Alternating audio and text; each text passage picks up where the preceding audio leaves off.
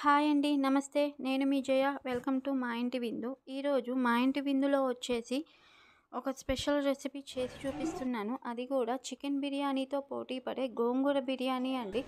చిన్నోళ్ళ దగ్గర నుంచి పెద్దవాళ్ళ వరకు చాలా ఇష్టంగా తింటారండి ఈ బిర్యానీ.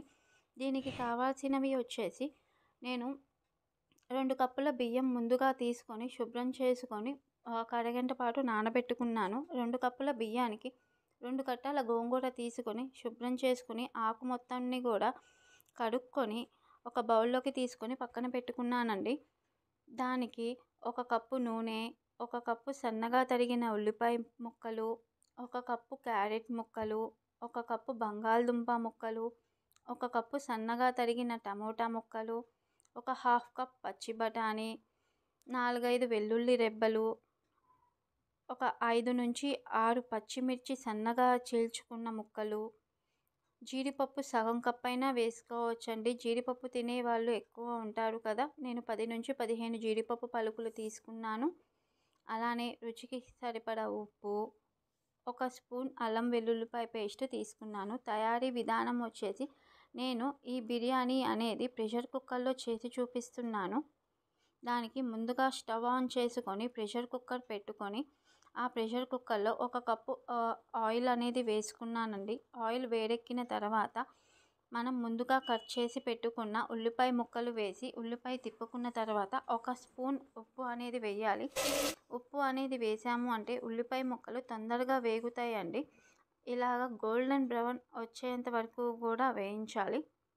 ఇలా ఈ కలర్ వచ్చిన తర్వాత ఒక బౌల్లోకి ట్రాన్స్ఫర్ చేయాలి. ఇలా ట్రాన్స్ఫర్ చేసిన దానిలో ఆ కుక్కర్లోనే మిగిలిన ప్రాసెస్ అంతా కూడా చేద్దామండి. 2 బిర్యానీ ఆకు, 1 మరాఠీ మొగ్గ, 4, 5 లవంగాలు, 3 యాలుకలు, 1 జాపత్రి, 1 రాతి మొగ్గ, 1 అనాస పువ్వు, అలానే 1 స్పూన్ వచ్చేసి షాజీరా వేసి కలుపుకోవాలి.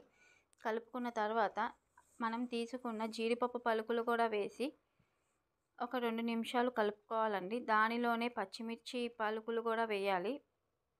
ఆ పచ్చిమిర్చి కొంచెం బాగా వేగిన తర్వాత దానిలో 1 స్పూన్ వచ్చేసి అల్లం వెల్లుల్లిపాయ పేస్ట్ వేయాలి. అల్లం వెల్లుల్లిపాయ పేస్ట్ పచ్చి వాసన పోయేలాగా బాగా వేయించాలండి. అలా వేయించిన దానిలో మనం హాఫ్ కప్ వచ్చేసేసి పచ్చి బఠానీ, 1 కప్ వచ్చేసి టమోటా ముక్కలు, ఆ టమోటా ముక్కలు బాగా మగ్గాలి అంటే 1 స్పూన్ ఉప్పు వేస్తే తొందరగా మగ్గుతుందండి. ఉప్పు వేసిన తర్వాత టమోటా బాగా మగ్గిన తర్వాత మనం తీసుకున్న క్యారెట్ ముక్కలు అలానే బంగాళదుంప ముక్కలు కూడా వేసి బాగా మగ్గనివ్వాలి. అలా ఒక 5 నిమిషాలు ముక్కలన్నీ కూడా మగ్గిన తర్వాత మనం ముందుగా శుభ్రం చేసుకున్న గోంగూర కూడా వేసి బాగా కలుపుకోవాలండి. బాగా కలిపిన దానిలో ఒక హాఫ్ టీ స్పూన్ వచ్చేసి పసుపు, 1 స్పూన్ వచ్చేసి గరం మసాలా పొడి వేసి బాగా కలుపుకొని మూత పెట్టి గోంగూరని బాగా మగ్గనివ్వాలి.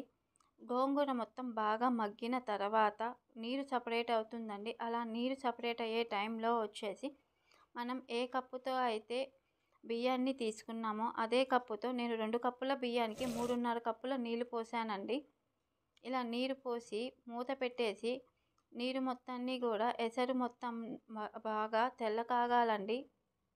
నీరు మొత్తం మరిగిన తర్వాత మనం ముందుగా నానబెట్టుకున్న బియ్యాన్ని కూడా వేసి ఒకసారి కలుపుకొని అలా కలుపుకున్న తర్వాత మనం ముందుగా రెడీ చేసుకున్న ఉల్లిపాయ తరుగును కూడా వేసి కలుపుకొని ఉప్పు ఆ టైంలో మనకి ఉప్పు అనేది సరిపోతుందో లేదో చూసుకుని రుచికి సరిపడా ఉప్పు కూడా వేసుకోవాలండి. నాకైతే ఉప్పు సరిపోయింది. ఉప్పు వేసుకొని ప్రెషర్ మూత పెట్టేసేసుకొని కుక్కర్ మూత 3 విజిల్స్ వచ్చేంత వరకు కూడా అట్టు పెట్టాలి. అలా 3 విజిల్స్ వచ్చినాక రైస్ అనేది చూడండి బిర్యానీ అలా పొడి పొడిలాడుతూ ఉంటుంది.